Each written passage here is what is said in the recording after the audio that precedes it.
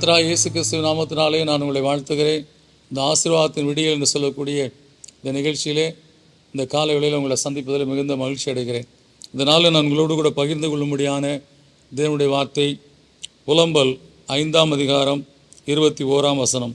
கர்த்தாவே, எங்களை உம்மிடத்தில் திருப்பிக் கொள்ளும், அப்பொழுது திரும்புவோம். பூர்வ காலத்தில் இருந்தது போல எங்கள் நாட்களை புதியவைகளாக்கும் என்று சொல்லி இந்த வேத வசனம் சொல்லுகிறது. கர்த்தாவே, எங்களை உம்மிடத்தில் திருப்பிக் கொள்ளும். நம்முடைய வாழ்க்கையிலே நாம் தேவனை விட்டு பல சூழ்நிலையில் விலகி போய் விடுகிறோம். திரும்ப அந்த வாழ்க்கைக்குள்ளே வருவதற்கு முடியாதபடி பலவிதமான காரியங்கள் நம்மை மீண்டும் மீண்டுமாக அலக்கழித்து அந்த காரியங்களில் விழுந்து போன நிலையிலே எழுந்திருக்க முடியாதபடி காணப்படக்கூடிய வாழ்க்கையில் அநேக சிக்கி தவித்து கொண்டு இருக்கிறார்கள். அதை விட்டுவிட வேண்டும், அதிலிருந்து வெளியே வர வேண்டும்.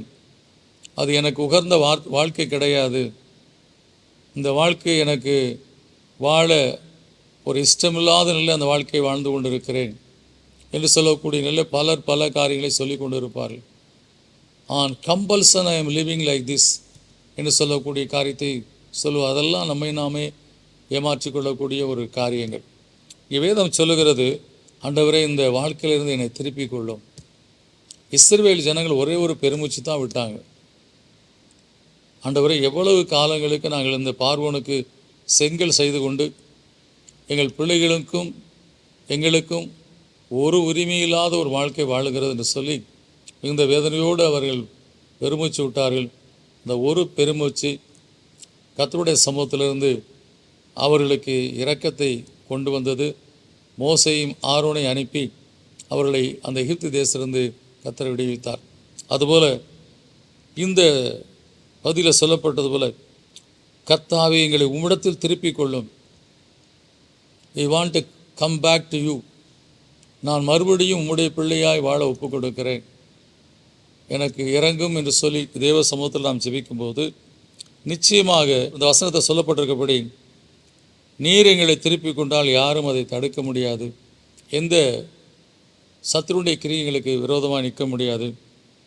என நீர் எங்களை திருப்பிக் கொள்ளும். பூர்வ காலத்தில் நாங்கள் உம்மை ஆராதித்து சந்தோஷப்பட்டு மகிழ்ச்சியோடு ஆசீர்வாதமாய் வாழ்ந்தது போல வாழும்படியான கிருபையை கட்டளையிடும். இந்த நாட்களில் என்னுடைய வேத வாசிப்பு குறைந்து விட்டது, ஆலயத்துக்கு போவது குறைந்து விட்டது, என் ஜெப வேலை குறைந்து விட்டது, என் வாழ்க்கையில் ஆவிக்குரிய வாழ்க்கை என்று சொல்லக்கூடிய காரியம் முற்றிலுமாய் அணைந்து போன ஒரு விளக்கை போல் ஆகிவிட்டது. மீண்டுமாய் என் விளக்கை ஏற்றும் என்று சொல்லி கேட்பது போல தான் இந்த வசனம் இருக்கிறது. கர்த்தர் என்னை விளக்கை ஏற்றுவார் என்று சொல்லக்கூடிய அந்த விசுவாசத்தோடு தாவீது சொன்னது போல நாமும், கர்த்தாவே, என்னுடைய வாழ்க்கையில் உம்முடைய பிரசன்னம் என்று சொல்லக்கூடிய விளக்கு எரியும்படியாக இன்றைக்கு என் வாழ்க்கையில் நீ விளக்கேற்றும் ஆண்டவரே என்று சொல்லி கேளுங்கள். நிச்சயமாய் கர்த்தர் உங்கள் வாழ்க்கையில் ஆசீர்வாதத்தை கட்டளையிட்டு மீண்டுமாய் அவரோடு நீங்கள் எப்பொழுதும் சஞ்சரித்து கொண்டிருக்கும்படியான ஆசீர்வாதமான வாழ்க்கையை கொடுக்க உண்மையுள்ளவராக இருக்கிறார். நீங்கள் முதல்ல வாஞ்சியோடு காணப்பட வேண்டும். கர்த்தரிடத்தில் நான் திரும்பி வர வேண்டும். கர்த்தரோடு வாழ்ந்த அந்த வாழ்க்கையை நான் மீண்டுமாய் என் வாழ்க்கையில் காண வேண்டும். அப்படிப்பட்ட ஒரு வாழ்க்கையை நான் வாழ வேண்டும் என்று சொல்லி நீ விரும்பினீங்கன்னா நிச்சயமாய் கர்த்தர் உங்களுக்கு உதவி செய்து உங்களை பலப்படுத்தி ஆசீர்வதிப்பார். இந்த விசுவாசத்தோடு ஜெபிப்போம். நல்ல பிதாவே, நன்றியோடு உம்மை துதிக்கிறோம், ஸ்தோத்திரிக்கிறோம். கர்த்தாவே, நாங்கள் அநேக சூழ்நிலை மத்தியிலே உம்மை விட்டு நாங்கள் பின்வாங்கி போய்விடுகிறோம், தூரமாய் போய்விடுகிறோம். நாங்கள் உம்மை மறந்து விடுகிறோம், சில வேளை மறுதலித்து விடுகிறோம், அறியேன் என்று சொல்லக்கூடிய வாழ்க்கை வாழுகிறோம். ஆனாலும் கர்த்தா, நீர் எங்கள் மேல் அன்பாய் இருக்கிற தேவன். பேதுருவை பார்த்து நீ என்னிடத்தில் அன்பாய் இருக்கிறாயா என்று சொல்லி கேட்டு மீண்டுமாய் அவனுடைய வாழ்க்கையில் கர்த்தாவே நீ நாடுகளை மேய்ப்பாயாக என்று சொல்லக்கூடிய பொறுப்பை கொடுத்தீரப்பா.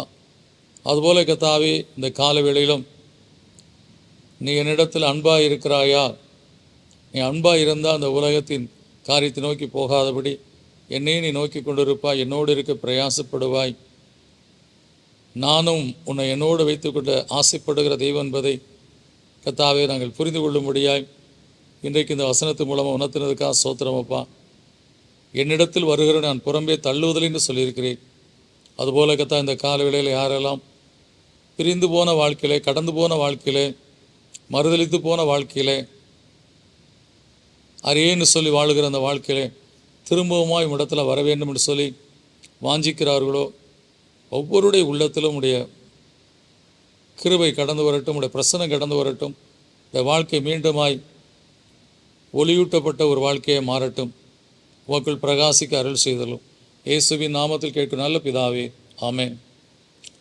நிச்சயமாக நீங்கள் கர்த்தரிடத்தில் அன்பு கூர்ந்து அவரை நேசித்து நீங்கள் திரும்ப அவரிடத்தில் வர வேண்டும், அவரை சார்ந்திருக்க வேண்டும், அவருக்குள்ளாய் வாழ வேண்டும் என்று சொல்லி நீங்கள் எண்ணினா நிச்சயம் கர்த்தர் உதவி செய்வார். God bless you.